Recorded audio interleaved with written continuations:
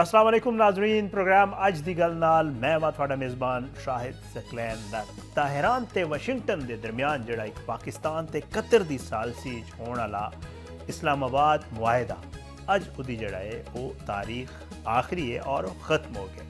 2 महीने की इस मुद्दत के दौरान अमरीका ते ईरान के दरमियान कोई हतमी मुआहदा ते गलबात नहीं हो सकिया ते गलबात जिहड़ी है तत्तुल शिकार है। इस सूरत हाल तो बाद जो ईरान ने अपनी दिफाई हिकमत अमली जो है हमलावर हिकमत अमली बदलने का इशारा भी दे दिता है। ईरान तो अमरीका के दरमियान इस साल फरवरी जंग शुरू हुई सी, जिस की वजह खलीज फारिस बहरी जहाज़ों की आमदरफ्त ते दुनिया भर तेल की तरसील बुरी तरह मुतासर हुई। तनाज़े तू जो हल करने 17 जून को पाकिस्तान ते कतर दी कोशिशों नाल दो मुल्कों के दरमियान एक 14 नुकात उत्ते मुश्तमिल आरजी मुआहदा तय पाया सी, जिसका मकसद जंग नूं मुस्तकिल तौर उत्ते रोकना सी। इस मुआहदे के तहत दोवां जिहड़े ये पार्टीज सन उन्होंने 60 दिन के अंदर अंदर जिहड़ा हतमी मुआहदा करना सी, पर जिहड़ा है वो गलबात थोड़े अरसे बाद नाकामी का शिकार हो गई। अमरीका तो ईरान के दरमियान जी जंगबंदी ते मुज़ाकरात का मामला जिहड़ा है हुण एक नहायत अहम मोड़ ते पहुँच चुका है। एक पासे ईरान ये कह रहा है कि 18 जून की जी मुफाहमती यादाश्त है उस तो बाद जेरे बहस आने वाली 60 दिन की जी मुज़ाकराती मुद्दत सी उसकी हुण कोई हैसियत नहीं रही। दूजे पासे तहरान अपना हुरमज़ उत्ते अमरीका को खुली धमकी दे रहा है तो तीजे पासे खलीज के वो मुल्क जेडे लंबे अरसे तो अमरीका के करीबी इत्तेहादी सन हुण खुद वाशिंगटन की हिकमत अमली तो बेचैन नज़र आ रहे हैं। सवाल यह है कि क्या अमरीका तो ईरान जो एक सफारती हल है उसकी गुंजाइश वाकई घटती जा रही है या परदे के पीछे हुण भी कोई ऐसा रस्ता मौजूद है जोड़ा दोवां मुल्कों को दोबारा मुज़ाकरात की मेज़ उत्ते ले आ सके। ईरान की वजारत खारजा के तर्जमान इस्माइल बुकाई ने 60 दिन की जी डेडलाइन है वो बारे तहरान का मौकफ वाजे करते हुए कहा कि 18 जून की मुफाहमती यादाश्त बाकायदा तौर पर ऐसी कोई शिक मौजूद नहीं सी जिहड़ी मुज़ाकरात नूं लाजमन जिहड़ा है वो 60 दिन के अंदर मुकम्मल करने की पाबंद कर दी होए। उन्होंने मुताबिक तकरीबन 60 दिन का अरसा सिर्फ 2 बुनियादी मामलात उत्ते मुज़ाकरात लई ज़ेरे गौर आया सी। ईरान उत्ते आयद पाबंदियां खत्म करना ते ईरान के जोहरी प्रोग्राम नाल मुतल्लिक मामला। तहरान का कहना है कि जे इस मुद्दत के दौरान हतमी मुआहदा नहीं भी होता तो मुज़ाकराती मुद्दत तोसी मुमकिन सी, पर ईरान के मुताबिक असल मसला उत्थे पैदा होया जदों अमरीका ते मुफाहमती यादाश्त अमरीका ने जड़ा मुफाहमती यादाश्त उत्ते दस्तखत होने तो चंद हफ्ते बाद ही इसकी संगीन ते वसी पैमाने उत्ते खिलाफ वर्जी कर दी। बुकाई के मुताबिक इस खिलाफ वर्जी की वजह तो जड़ा मुज़ाकरात का अमल शुरू ही नहीं हो सकिया तो जड़े मुज़ाकरात सन वो अगे वध ही नहीं सके और 60 दिन की मुद्दत उत्ते ते बहस जड़ा फिर गैर मुतल्लिक ही हो गई। यानी तहरान का पैगाम साफ है, ईरान किसी अल्टीमेटम दबाव या मुकर्ररा तारीख के तहत फैसला नहीं करेगा, पर इस बयान के पीछे एक और बुनियादी मसला मौजूद है तो वो वे एतमाद की कमी। अमरीका नूं शक है कि ईरानी मुज़ाकराती टीम जिहड़ी गल कर रही है क्या वो वाकई ईरान के सारे ताकतवर हल्कों की हिमायत कर रही है तो ईरान नूं शक है कि अमरीका जिहड़े वादे मुज़ाकरात के दौरान करता है क्या उन्होंने वादियां उत्ते कायम भी रहेगा। शायद इस एतमाद के बुरान का सब तो दिलचस्प सबूत अमरीकी न्यूज़ वैबसाइट एक्सियोस की वो रिपोर्ट है जिहड़ी अमरीकी इंतजामिया की एक मुबैना खुफिया कोशिश सामने ले आई है। रिपोर्ट के मुताबिक ट्रंप इंतजामिया ने ईरान के सरकारी मुज़ाकरातकारां के अलावा पाकिस्तान इनकलाब की क्यादत तक भी बरह रास्त पहुँचने की कोशिश की थी। इस खुफिया बैक चैनल लई इराकी कुर्दिस्तान के सदर निचिरवान बारजानी नूं राबता किया गया क्यों जो उन्होंने वाशिंगटन ते तहरान दोवां नाल जड़ा आला सतह के ताल्लुकात मौजूद ने। एक्सियोस के मुताबिक मई के दरमियान दे विच जड़ा उस वेले भी अमरीकी डायरैक्टर नेशनल इंटैलीजेंस तुलसी गबार्ड ने निचरवान नूं जड़ा वो फोन करके पाकिस्तान इनकलाब के कमांडर जनरल अहमद वाहिदी तक रसाई हासिल करने मदद मंगी। बारजानी का इंतखाब भी अहम सी। वो ईरान इराक जंग के दौरान ईरान रह तहरान यूनिवर्सिटी तो तालीम हासिल की, फारसी उत्ते अबूर रखते हैं तो ईरानी हुकूमत के कई आला अहदेदारां ते पाकिस्तान इनकलाब के सीनियर रहनुमावां नाल उन्हां दे ज़ाती ताल्लुकात मौजूद ने। अमरीकी हुकाम मुबैना तौर पर यह जानना चाहते सन कि ईरानी मुज़ाकरातकार जड़े ने उन्हां दियां शर्तां उत्ते जिहड़ियां शर्तां उत्ते गल कर रहे हैं क्या पाकिस्तान इनकलाब भी इन्हां नाल मुतफिक ने या उन्होंने अपने कुछ मजीद मुतालबात भी हैं। यानी वाशिंगटन सिर्फ मुज़ाकराती टीम की गल सुन के मुतमईन नहीं हो रहा सी, वो ईरान के असल ताकतवर सिक्योरिटी ढांचे की हिमायत की तस्दीक भी चाहता सी। रिपोर्ट के मुताबिक बारजानी ने पाकिस्तान इनकलाब बीच मौजूद अपने राबत्यां के जरिए पैगाम पहुँचाया तो 14 मई को अरबल एक महफूज इनक्रप्टेड राबते के जरिए जनरल अहमद वाहिदी नाल गलबात हुई। बारज़ानी ने पूछा कि क्या वो ईरानी मुज़ाकरातकारां दे मौक़िफ़ नाल मुत्तफिक ने। जवाब विच जनरल वाहिदी ने आख्या कि वो इन्हां दे नाल ने और पाकिस्तान इनकलाब दी मुज़ाकरात दे जरिए तनाज़े दा हल जिहड़ा है वो भी चाहती है। इस राबते तो बाद अमरीकी इंतजामिया ने मुबशरा तौर पर एक और तजवीज़ सामने रखी कि अरबिल विच अमरीकी ते ईरानी आला मुज़ाकरातकारां दी खुफिया मुलाकात करी जाए, पर इत्थे मसला मुज़ाकरात दा नहीं सिक्योरिटी दा बन गया। ईरानी हुकाम नूं खदशा सी कि इराकी कुर्दिस्तान विच इसराइली इंटैलीजेंस के जराए मौजूद ने ते अरबिल विच ईरानी अहदेदारां नूं निशाना बनाया जा सकता है। इसलिए यह मुलाकात अमली शक्ल जिहड़ा है वो ना हासिल कर सकी।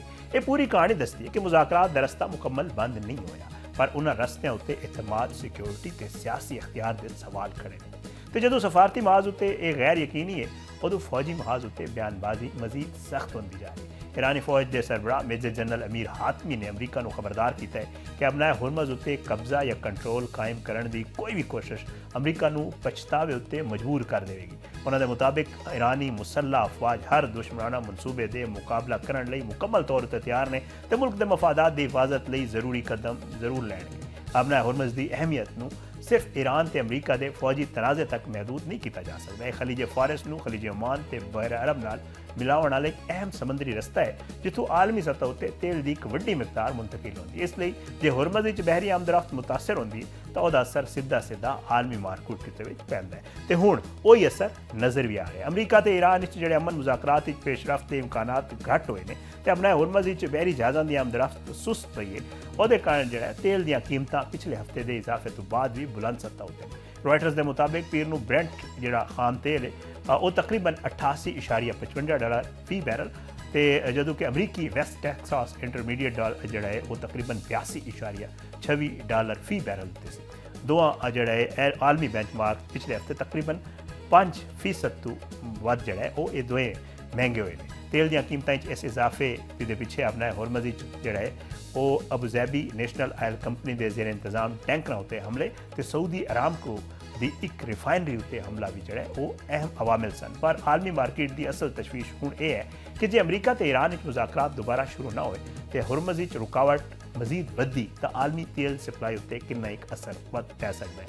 यानी ईरान ते अमरीका की जंग का असर सिर्फ जंगी मैदान तक महदूद नहीं रहा, ये हुण आलमी तवानाई की सप्लाई ते मैशत तक भी पहुँच चुके हैं। तो ईरान के अंदर भी मुआशी दबाव एक वड्डा मसला बनता जा रहा है। ईरानी नायब सदर अवल मोहम्मद रजा आरिफ ने खबरदार किया कि ईरान नूं आउण वाले दिनों में मजीद इकतसादी दबाव, पाबंदियां ते महंगाई का सामना करना पै सकता है। उन्होंने अमरीका ते इसराइल उत्ते इल्ज़ाम लाया कि फौजी महाज उत्ते अपने मकासद हासिल न कर सकने तो बाद हुण ईरान के खिलाफ माशी जंग शुरू कर दी गई है। आरिफ के मुताबिक मकसद ईरान की मईशत नूं कमज़ोर करना ते जिहड़ी महंगाई है और समाजी बेचैनी पैदा करने लई इस्तेमाल करना जिहड़ा इस सारे मामले का मकसद हो सकता है। ईरान का मौक़िफ़ है कि वह बैनुल अक़वामी कवानीन की पासदारी लई तैयार है, पर अपने कौमी जिहड़े हकूक ने उत्ते कोई समझौता नहीं करेगा। पर इस सारे बहरान का दबाव सिर्फ ईरान उत्ते नहीं पै रहा। वाशिंगटन पोस्ट की रिपोर्ट के मुताबिक खलीज के अमरीकी इत्तेहादी मुल्कों की भी जिहड़ी बेचैनी है वह वधदी जा रही है। सऊदी अरब, मुत्तहदा अरब अमारात, कतर, कुवैत ते बहरैन विच यह सवाल उठ रहा है कि जे जंग लंबी होती है तो सफारती हाल सामने नहीं आता तो इस तनाज़े की कीमत आखिर कितनी एक सानू अदा करनी पएगी। कुछ खलीजी मुल्क अपनी सरजमीन उत्ते मौजूद अमरीकी फौजी तनसीबात की मेज़बानी के फायदे उत्ते भी सवाल करन पै गए। एक मगरबी सफारतकार के मुताबिक पहले अमरीकी फौजी अड्डियां नूं एक ऐसी चीज़ समझ के बर्दाश्त किया जाता सी जिहड़ी मजबूरी कबूल करनी पैंदी है। पर हुण सवाल है कि शायद इन्हां दी ज़रूरत उत्ते जिहड़ा वो दोबारा गौर करना पै जाए। पर दूसरी हकीकत यह भी है कि खलीजी मुल्क सिक्योरिटी के मामले हुण भी वाशिंगटन उत्ते इनसार करते हैं। फौजी साजो समान, गोला बारूद ते इंटैलीजेंस समेत कई शोबे अमरीका इन्हां दा बुनियादी सिक्योरिटी पार्टनर है। सो खलीजी रियासत एक अजीब सूरत हाल है। एक पासे अमरीका की सिक्योरिटी छतरी दी लोड़ है तो दूजे पासे वो जंग नूं मजीद फैलदा नहीं वेखना चाहते। तो इस सूरत हाल पाकिस्तान ते कतर की सफारती अहमियत जिहड़ा वो दिन ब दिन वधदी जा रही है। दोवां मुल्कां अमरीका ते ईरान विच मुस्तकिल जंगबंदी ते अमन लई फरीकैन नाल राबते च ने और नाल ही एग्जियस के मुताबिक जिहड़ा निचरवान बारज़ानी ने हाल विच दोबारा वाइट हाउस नाल राबता करके अमरीका ते ईरान विच मुज़ाकरात बहाल करवाउण दी मदद की पेशकश भी की।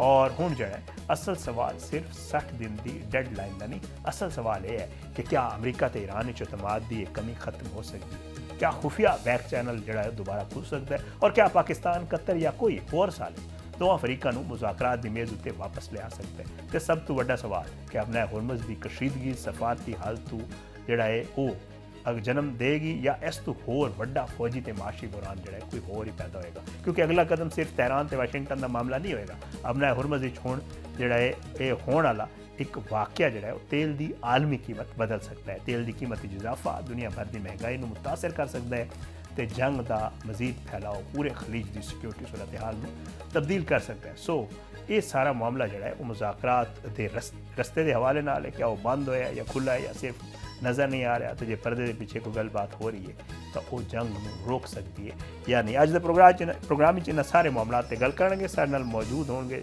साबिक सफ़ीर नायला चौहान साहबा। प्रोग्राम में एक छोटा जिहा ब्रेक शामिल करना, ब्रेक के बाद वापस आवांगे तो नायला चौहान साहबा नाल गल करांगे।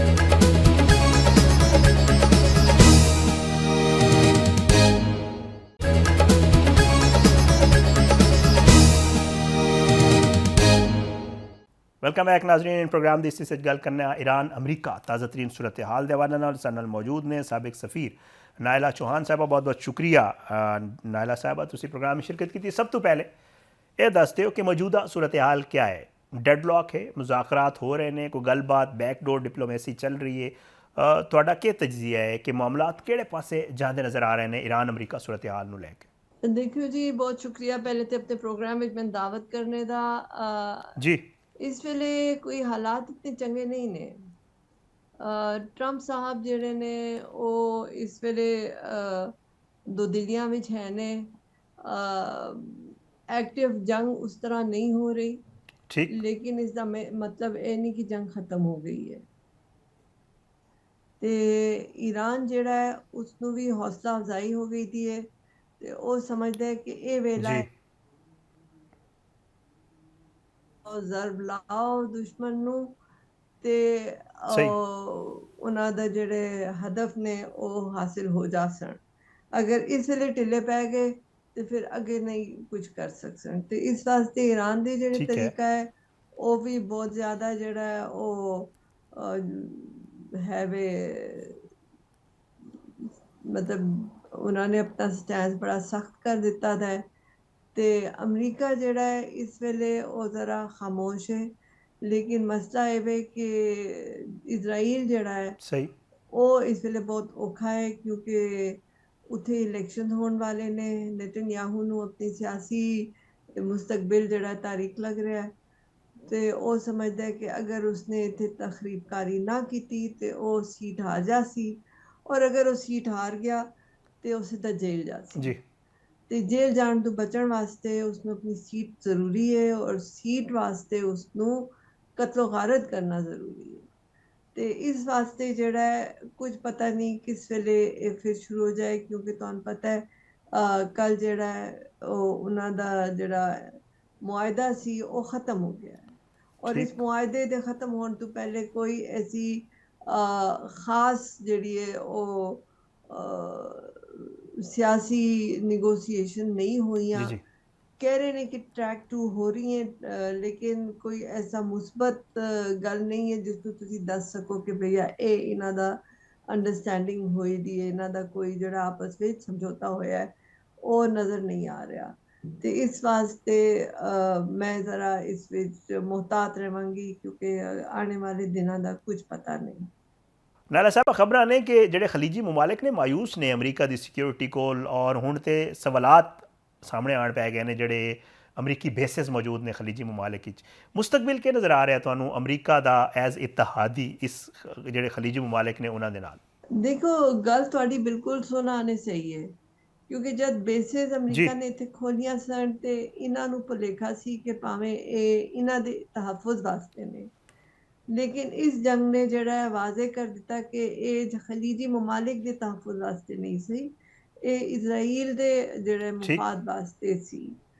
ते इस वास्ते देखो जब दोहा ते मिसल ढह गए सन, मारे सन इजराइल ने, ते 5 मिनट पहले अमरीकी बेस जी दोहा विच जेड़ी सी उसने इन्हां दे वज़ारत ख़ारजा नू खबर दित्ती कि ये मिसल तुहाडे ते टहण वाले ने।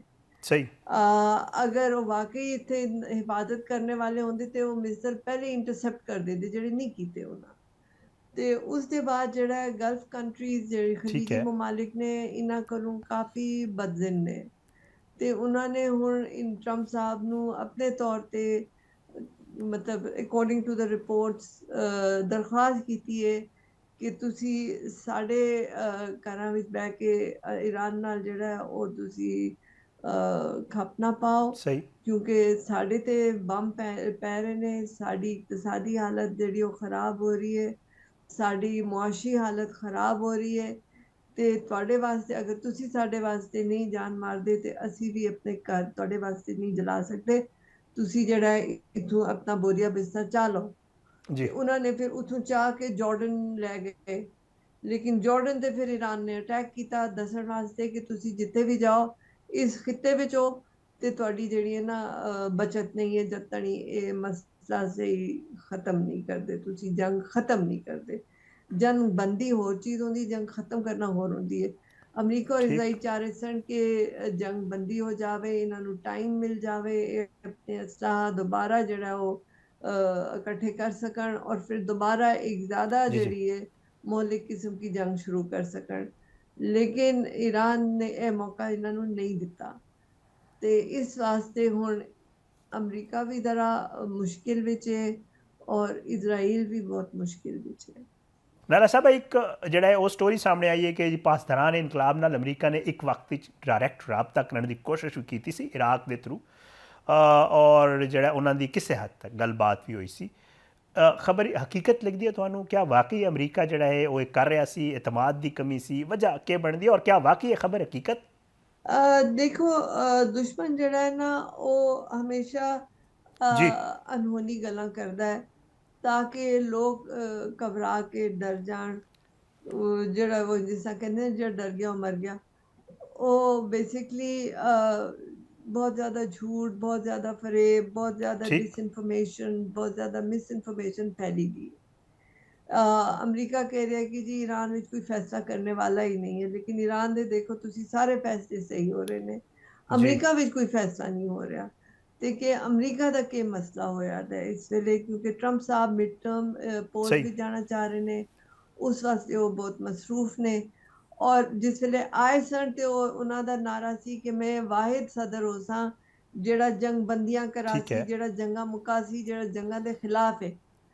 और फिर हुण देखो कि कितनी बुरी जंग विच और बेवजह दी जंग ते, क्योंकि ईरान ने इन्हां ते हमला नहीं कीता सी, ईरान ने इन्हां नूं कुछ नहीं किया सी, लेकिन इजराइल दे कहने ते इन्हां ने इस ते हमला कीता क्योंकि इजराइल दा एजेंडा है कि इजराइल दा मजीद फैलाव होवे सारे खिते विच। उन्हां दा ज़हनीयत ए वे जिहड़ी बिल्कुल बेबुनियाद किस्म दी उन्हां दी एक मंतक है कि जी सानू साडी जिहड़ी आसमानी किताब है उस विच अल्लाह ताला ने वादा कीता सी हज़रत इब्राहिम नाल कि तुसी दजला तो लैके ते नील तक तुहाडा है सारा, ते इस वास्ते ओ दजला तो नील तक सारी इलाके तबाह करके ते कब्जा करना चाहते ने। हालांकि कोई भी किसी आसमानी किताब में इन्हां नाल कोई अल्लाह ताला ने ऐसा वादा नहीं कीता, अल्लाह ने ते इन्हां दे लानत भेजी है जिस तरह ये पहले भी हरकतां करते रहे ने। ते इस वेले जेड़ा है ਉਹ ਦਜਲਾ ਤੋਂ ਨੀਲ ਤੱਕ ਜਾਣਾ ਉਹਨਾਂ ਵਾਸਤੇ ਬਹੁਤ ਅਹਿਮ ਹੋਇਆ ਹੈ। ਤੁਸੀਂ ਦੇਖੋ ਲੈਬਨਾਨ ਵਿੱਚ ਤਬਾਹੀ ਕਰ ਰਹੇ ਨੇ, ਸੀਰੀਆ ਵਿੱਚ ਤਬਾਹੀ ਕਰ ਰਹੇ ਨੇ, ਤੇ ਹੁਣ ਈਰਾਨ ਜਿਹੜਾ ਹੈ ਉਹ ਕਹਿ ਰਿਹਾ ਹੈ ਜਿਹੜਾ ਮੁਆਹਦਾ ਸੀ ਮੈਮੋਰੈਂਡਮ ਆਫ ਅੰਡਰਸਟੈਂਡਿੰਗ ਸੀ ਉਸ ਵਿੱਚ ਸੀ ਕਿ ਜੀ ਇੱਥੇ ਕੋਈ ਜੰਗ ਨਹੀਂ ਹੋ ਸੀ, ਮਤਲਬ ਜੰਗ ਬੰਦੀ ਨਹੀਂ, ਜੰਗ ਖਤਮ ਹੋ ਜਾ ਸੀ। ਹੁਣ ਜਿਹੜੇ ਨੈਗੋਸੀਏਸ਼ਨਸ ਹੋ ਰਹੇ ਨੇ ਕਹਿ ਰਹੇ ਨੇ ਕਿ ਜੀ ਜੈਰਡ ਕੁਸ਼ਨਰ ਨਾਲ ਹਮਾਸ ਦੀ ਗੱਲਾਂ ਹੋਈਆਂ ਨੇ ਤੇ ਹਮਾਸ ਰਾਜ਼ੀ ਨੇ ਅਸਲਾ ਜਿਹੜਾ ਆਪਣਾ ਸਾਰਾ ਇਹਨਾਂ ਦੇ ਹਵਾਲੇ ਕਰ ਦੇਣਾ ਤੇ ਵਾਸਤੇ ਰਾਜ਼ੀ ਹੋ ਗਿਆ ਹੈ। ਤੇ ਜੈਰਡ ਕੁਸ਼ਨਰ ਹੁਣ ਸ਼ਾਇਦ ਗਜ਼ਾ ਜਾ ਰਿਹਾ ਹੈ ਤੇ ਦੇਖੋ ਕਿ ਗੱਲ ਅੱਗੇ ਕਿਸ ਤਰ੍ਹਾਂ ਚੱਲਦੀ ਹੈ। ਪਰ ਜਿੱਥੇ ਤੱਕ ਈਰਾਨ ਦੀ ਗੱਲ ਹੈ, ਗੱਲ ਸ਼ੁਰੂ ਕਿੱਥੋਂ ਕੀਤੀ ਕਿ ਇਹਨਾਂ ਨੇ उस वेले कोई हुरमुज़ की गल नहीं सी, हुण स्ट्रेट ऑफ हुरमुज़ की गल हो रही है, यानी अपनाए हुरमुज़ से गल हो रही है। ते मतलब दसदे सजी ने मारदे खबी ने कुछ इन्हां दा तरीका नहीं सही है। नाला चौहान साहब नाल ही रहना, एक छोटा जिहा ब्रेक लेना और इस मामले ते मजीद कुछ गल करांगे।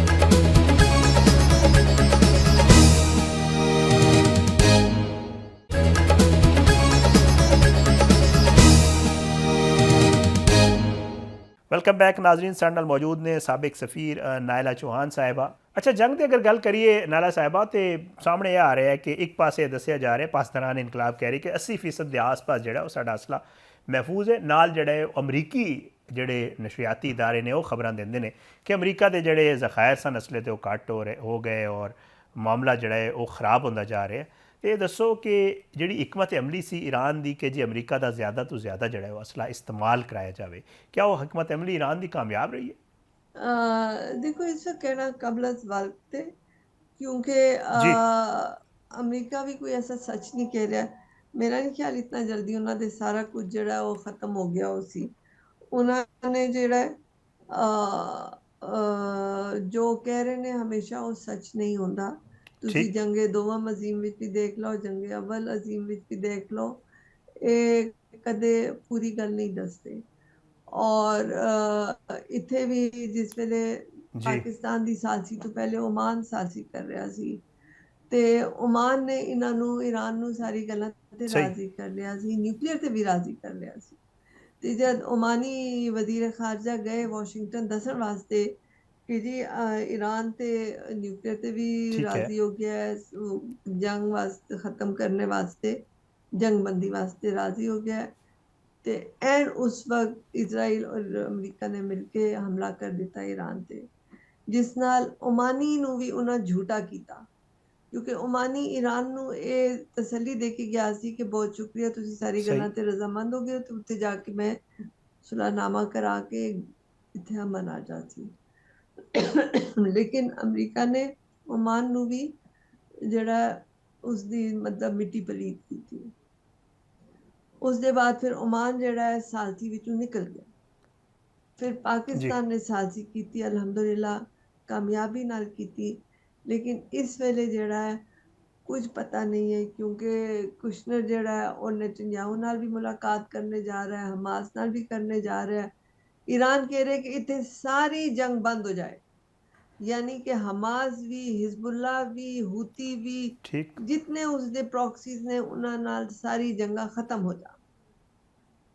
ते ये इतना कोई आसान काम नहीं है, जी खासकर जी अगर सऊदी और हूती का देखो तो 100 साल तो जंग चल रही है।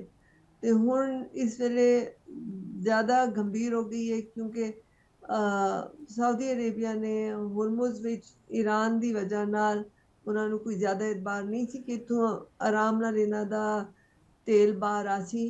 ਤੇ ਇਹਨਾਂ ਨੇ ਪਾਈਪਲਾਈਨ ਬਣਾ ਕੇ ਤੇ ਬਾਬੁਲ ਮੰਦਬ ਤੇ ਆਪਣੀ ਪੋਰਟ ਬਣਾ ਦਿੱਤੀ ਸੀ ਕਿ ਉੱਥੋਂ ਰੈਡ ਸੀ ਤੋਂ ਇਹ ਆਪਣੀ सही ਐਕਸਪੋਰਟ ਕਰ ਸਕਣ। ਹੁਣ ਹੂਤੀਆਂ ਨਾਲ ਜਿਹੜੀ ਇਹਨਾਂ ਦੀ ਜੰਗ ਹੋਈ ਹੈ, ਉਸ ਨਾਲ ਹੂਤੀਆਂ ਨੇ ਬਾਬੁਲ ਮੰਦਬ ਵੀ ਬੰਦ ਕਰ ਦਿੱਤਾ ਹੈ। ਹੁਣ ਬਾਬਲ ਮੰਦਬ ਵੀ ਬੰਦ ਹੈ ਤੇ ਹੁਰਮੁਜ਼ ਵੀ ਬੰਦ ਹੈ, ਤੇ ਸਾਊਦੀ ਜਿਹੜੀ ਉਹ ਸੀ ਦਰਾਮਦਾਦ ਉਹ ਹੋ ਗਏ ਨੇ, ਫਸ ਗਏ। ਔਰ ਅਗਰ ਉਹ ਫਸ ਜਾਂਦੇ ਨੇ ਤੇ ਆਬਵੀਅਸਲੀ ਉਹਨਾਂ ਦੀ ਇਕਤਸਾਦੀ ਹਾਲਤ ਜਿਹੜੀ ਹੈ ਉਹ ਫਿਰ ਮੁਸ਼ਕਿਲ ਵਿੱਚ ਆਉਂਦੀ ਹੈ। ठीक ਫਿਰ है। ਜਿਹੜਾ MBS ਦਾ ਇੱਕ ਵਿਜ਼ਨ 2030 ਸੀ ਉਹ ਵੀ ਡਿਲੇ ਹੁੰਦਾ ਹੈ। ਫਿਰ ਖਲੀਜ ਵਿੱਚ ਦੇਖੋ ਕਿ ਖਲੀਜ ਵਿੱਚ ਖਲਾ ਪੈਦਾ ਹੋ ਗਿਆ ਹੈ। अच्छा नाला साहब, एक पास से जड़ा है वो ईरान की मुआशी सूरत हाल भी है। उस हवाले नाल ईरान के सदर और बाकी जितने आला अहदेदार ने वो खुद इतराफ़ करन पै गए ने कि जी साड़ी जी मुआशी सूरत हाल है ख़राब है और आने वाले दिन मजीद ख़राब हो सकती है। तो अमरीका जड़ा चाह रहा है कि जी नाकाबंदी करके जड़ा वो ईरान को मुआशी तौर पर इन्ना कमज़ोर कर दे या इन्ना एक दबाव बधा दे कि ईरान जड़ा मुज़ाकरात लिए राज़ी हो जाए। कि लग रहा है कि अमरीका की ये जी हिकमत अमली है, एक अमरीका का जड़ा तरीक़ाकार है, एक कामयाब होएगा, ईरान को अंडर प्रेशर कर पाएगा ये तरीक़ाकार? देखो, ईरान में तो समझना पैसी, ईरान 5000 जी साल पुरानी तहजीब और सकाफत है, और उन्होंने एक खेड हजारा साल खेड़े है। ਉਹ ਐਡੇ ਆਸਾਨੀ ਨਾਲ ਨਹੀਂ ਟਹਿਣ ਲੱਗੇ ਜਿਸ ਤਰ੍ਹਾਂ ਕਿ ਇਹ ਸਮਝਦੇ ਸਨ। ਇਹਨਾਂ ਨੂੰ ਪਤਾ ਹੀ नहीं है कि ठीक ईरान की कितनी गहराई है, ईरान का असला कितना है। ईरान जो कुछ कह रहे हैं जरूरी नहीं कि वो सारा सच होए, लेकिन उस नाल इन्हां नू जी खौफ जरूर है कि ईरान को जरूर इतना कुछ है कि किथे भी अगर इन्हां नाल कोई सही कीती ज्यादती ते और दो टोक जवाब दे सकता है। ਇਹ ਇਹਨਾਂ ਨੂੰ ਹੈ ਖੌਫ ਇਸ ਗੱਲ ਦਾ। ਇਸ ਵਾਸਤੇ ਹੁਣ ਇਹਨਾਂ ਨੂੰ ਦੁਬਾਰਾ ठीक है। ਸੋਚਣਾ ਪੈ ਰਿਹਾ ਹੈ। ਇਰਾਕ ਨੂੰ ਦੇਖੋ, ਇਹਨਾਂ ਨੇ ਇਸੇ ਤਰ੍ਹਾਂ ਝੂਠ ਨਾਲ ਤਬਾਹ ਕੀਤਾ ਸੀ ਕਿ ਇਹਨਾਂ ਕੋਲ ਜਿਹੜਾ ਉਹ ਵੈਪਨਸ ਆਫ ਮਾਸ ਡਿਸਟਰਕਸ਼ਨ ਨੇ ਜਿਹੜੇ ਕਿ ਨਹੀਂ ਸਨ, ਉਹਨਾਂ ਨੂੰ ਅੱਛੀ ਤਰ੍ਹਾਂ ਪਤਾ ਸੀ। ईरान तो इसी तरह कहानी पाई कि इन्हों को न्यूक्लियर है, हालांकि ईरान को न्यूक्लियर नहीं है, उन्होंने पॉलिसी ही नहीं न्यूक्लियर दी। ये नहीं है कि उन्हों को न्यूक्लियर सही कैपेसिटी नहीं है, उन्हों को न्यूक्लियर कैपेसिटी है क्योंकि वो नॉन प्रोलिफरेशन ट्रीटी के सिग्नेटरी ने और उस कन्वेंशन के मुताबिक उन्हों को है। लेकिन जड़ा असला न्यूक्लियर वैपन की गल करते हो तो उसने अपनी एनरिचमेंट न्यूक्लियर वैपन ਦੇ ਲੈਵਲ ਦੀ ਨਹੀਂ ਕੀਤੀ जी ਸੀ, ਥ੍ਰੈਸ਼ਹੋਲਡ ਆਫ ਦ ਕਨਵੈਨਸ਼ਨ ਦੇ ਅੰਦਰ ਨੇ। ਤੇ ਇਸ ਹੱਦ ਤੱਕ ਉਹ ਉੱਤੇ ਹੈ ਨੇ ਕਿ ਅਗਰ ਉਹਨਾਂ ਨੂੰ ਬਦਲਣਾ ਪਵੇ ਤਾਂ ਉਹਨੂੰ ਜ਼ਿਆਦਾ ਟਾਈਮ ਨਾ ਲੱਗੇ। ਹੁਣ ਤਾੜੀ ਤੇ ਉਹ ਕੰਪਲਾਇੰਟ ਨੇ ਆਫ ਦ ਨਾਨ ਪ੍ਰੋਲੀਫਰੇਸ਼ਨ ਟ੍ਰੀਟੀ, ਲੇਕਿਨ ਅਗਰ ਉਹਨਾਂ ਨੂੰ ਜ਼ਿਆਦਾ ਤੰਗ ਕੀਤਾ ਤੇ ਉਹਨਾਂ ਨੂੰ ਆਪਣਾ ਰੰਗ ਬਦਲਣੇ ਵਿੱਚ ठीक ਟਾਈਮ ਨਾ ਲੱਗ ਸੀ। ਤੇ ਇਸ ਚੀਜ਼ਾਂ ਤੋਂ ਇਹ ਵੈਸਟ ਵੀ, इजराइल भी, अमरीका भी घबराते हैं और इस घबराहट का जी फायदा ईरान उठा रहा है। इस वेले होर्मुज अमरीका कहता है कि खुला है तो ईरान ने बंद किया है। जब ईरान ने क्या सी खुला है तो अमरीका ब्लॉकेट कर रहा सी। ते ये जंग दी द वॉर गेम्स ਜਿਹੜੇ ਇਹ ਖੇਡ ਰਹੇ। बहुत बहुत शुक्रिया नाला चौहान साहबा, तुसी प्रोग्राम में शिरकत की। नाजरीन एक छोटा जिहा ब्रेक के बाद वापस आने ते कुछ मजीद मामलात ते गल करांगे।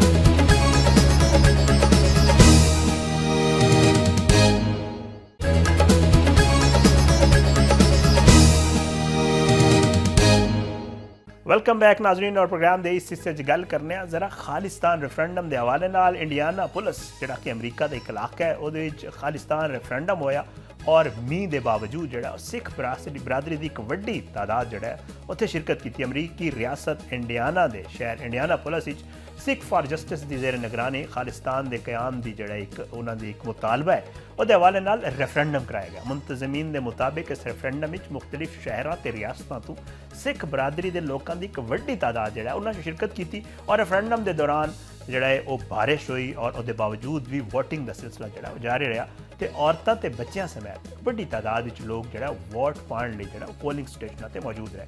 मुंतजमीन के मुताबिक वोटिंग का अमल जिहड़ा 6 बजे तक जारी रहा, जिस तो बाद जिहड़े पै गए वोट सन उन्हां दी गिनती भी की गई।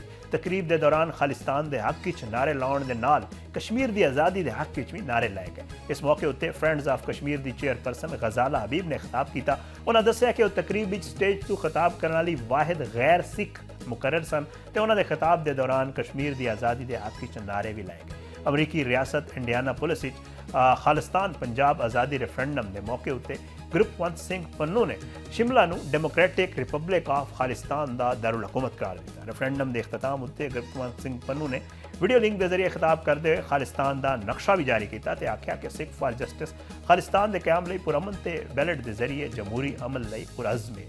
उन्हें आख्या कि सिखां नूं अपने मजहब ते खानदान की हिफाजत का कानूनी हक हासिल है। उन्हें जिहड़ा नई दिल्ली उत्ते पंजाब के खिलाफ 3 मुहाज़ा उत्ते जंग की हिकमत अमली अपनाने का इल्ज़ाम भी लाया। पन्नू के मुताबिक इस विच मनशियात की जंग, कर्जियां की जंग ते आबादियात की जंग शामिल है। सिख फॉर जस्टिस के मुताबिक खालिस्तान रेफरेंडम के अगले मरले विच जिहड़ा 18 अक्तूबर को कैनेडा के सूबे अल्बर्टा वोटिंग जिहड़ा होएगी।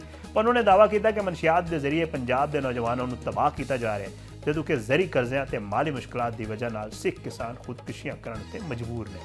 तकरीब के दौरान पन्नू ने हरदीप सिंह नज्जर, तलविंदर सिंह परमार ते लखवीर सिंह रोडे की याद में भी खराज अकीदत जड़ा पेश किया। खालिस्तान रेफरेंडम मुहिम नाल वाबस्ता विक्रमजीत सिंह ने शरखान को खिताब करते हुए आख्या कि रेफरेंडम मुहिम का आगाज़ 2020 किया गया सी, पर कोरोना वबा की वजह नाल सरगर्मियां मुतासर हुई। इस तो बाद अक्तूबर 2021 में लंदन पहला रेफरेंडम जिहड़ा कराया गया, जिस उन्होंने बकौल हज़ारा सिखां ने वोट पाए। उन्होंने आख्या कि इस तो बाद बरतानिया, आस्ट्रेलिया, स्विट्जरलैंड, इटली ते कैनेडा समेत मुख्तलिफ मुल्कों वोटिंग कराई जा चुकी है। उन्होंने मुताबिक कैनेडा के टोरंटो 3, वैनकूवर 2 ते कैलगरी जिहड़ा है वो भी रेफरेंडम कराया गया। इस तरह अमरीका सैन फ्रांसिस्को, लॉस एंजलिस ते वाशिंगटन DC तो बाद हुण इंडियाना पुलिस भी वोटिंग कराई गई है। विक्रमजीत सिंह ने दावा किया कि दुनिया भर हुण तक लगभग 20 लाख सिख जड़े ने इस मुहिम के तहत वोट पा चुके हैं। ताहम जड़ा इस मामले की बाज़ाहिरी गल है, उन्हें एक फिगर दिता है और उसकी तस्दीक जड़ा फिलहाल वाजे नहीं हो सकी। उन्हें भारतीय हुकूमत उत्ते सिखां नाल तारीखी नाइंसाफियां 1984 जड़ा है ਅਕਾਲ ਤਖਤ ਨੂੰ ਪਹੁੰਚਾਉਣ ਵਾਲੇ ਨੁਕਸਾਨ, ਸਿੱਖਾਂ ਦੇ ਖਿਲਾਫ ਤਸ਼ੱਦਦ ਤੇ ਪੰਜਾਬ ਦੇ ਮੁਆਸ਼ਰੀ ਵਸਾਇਲ ਦੇ ਇਸਤੇਸਾਲ ਦੇ ਇਲਜ਼ਾਮ ਵੀ ਲਾਏ। ਉਹਨਾਂ ਭਾਰਤ ਦੇ ਮੌਜੂਦਾ ਵਫਾਕੀ ਢਾਂਚੇ ਨੂੰ ਖਤਮ ਕਰਨ ਦੀ ਹਮਾਇਤ ਕਰਦੇ ਹੋਏ ਕਿਹਾ ਕਿ ਖਿੱਤੇ 'ਚ ਪੈਦਾਰ ਅਮਨ ਲਈ ਸਿਆਸੀ ਨਕਸ਼ੇ 'ਚ ਬੁਨਿਆਦੀ ਤਬਦੀਲੀ ਜ਼ਰੂਰੀ ਹੈ। ਵਿਕਰਮਜੀਤ ਸਿੰਘ ਦਾ ਕਹਿਣਾ ਸੀ ਕਿ ਸਿੱਖ ਬਰਾਦਰੀ ਆਪਣੇ ਮੁਤਾਲਬੇ ਮਨਵਾਉਣ ਲਈ ਪੁਰਅਮਨ ਤੇ ਜਮਹੂਰੀ ਰਸਤੇ ਅਖਤਿਆਰ ਕਰਨਾ ਚਾਹੁੰਦੀ ਹੈ ਤੇ ਪੰਜਾਬ ਵਿੱਚ ਇੱਕ ਐਸਾ ਬਾਕਾਇਦਾ ਤੇ ਕਾਨੂੰਨੀ ਤੌਰ ਉੱਤੇ ਮੁਅੱਸਰ ਰੈਫਰੈਂਡਮ ਚਾਹੁੰਦੀ ਹੈ ਜਿਸ ਦੇ ਨਤੀਜੇ 'ਚ ਸਾਰਿਆਂ ਮੁਤਲਕਾ ਜਿਹੜੇ ਪਾਰਟੀਜ਼ ਨੇ ਉਹਨਾਂ ਲਈ ਕਾਬਿਲ ਅਮਲ ਜਿਹੜਾ ਇਹ ਸਾਰਾ ਮਾਮਲਾ ਹੈ। ਮੁੰਤਜ਼ਮੀਨ ਦੇ ਮੁਤਾਬਿਕ ਇੰਡੀਆਨਾ ਪੁਲਿਸ ਵਿੱਚ ਵੋਟਿੰਗ ਮੁਕੰਮਲ ਹੋਣ ਤੋਂ ਬਾਅਦ ਰੈਫਰੈਂਡਮ ਦੇ ਨਤੀਜਿਆਂ ਤੇ ਅਗਲੇ ਮਰਲੇ ਬਾਰੇ ਤਫਸੀਲਾਤ ਜਿਹੜਾ ਉਹ ਜਾਰੀ ਕੀਤੀ ਜਾਣਗੀਆਂ ਔਰ ਮੁਹਿੰਮ ਦਾ ਅਗਲਾ ਰੈਫਰੈਂਡਮ 18 ਅਕਤੂਬਰ ਕੈਨੇਡਾ ਵਿੱਚ ਕਰਵਾਇਆ ਜਾਏਗਾ ਔਰ ਇਹ ਸਾਰਾ ਮਾਮਲਾ ਜਿਹੜਾ ਹੈ ਖਾਲਿਸਤਾਨ ਮੂਵਮੈਂਟ ਦੇ ਹਵਾਲੇ ਨਾਲ पूरी दुनिया ਦੇ ਵਿੱਚ ਚੱਲ ਰਿਹਾ ਹੈ। ਇਸ ਹਵਾਲੇ ਨਾਲ ਗੱਲ ਕਰ ਰਿਹਾ ਸੀ। ਅੱਜ ਦੇ ਪ੍ਰੋਗਰਾਮ ਤੋਂ इतने इजाज़त दो। इंशाअल्लाह अगले प्रोग्राम में ज़रूर मुलाकात होएगी। पाकिस्तान जिंदाबाद। अल्लाह हाफिज़।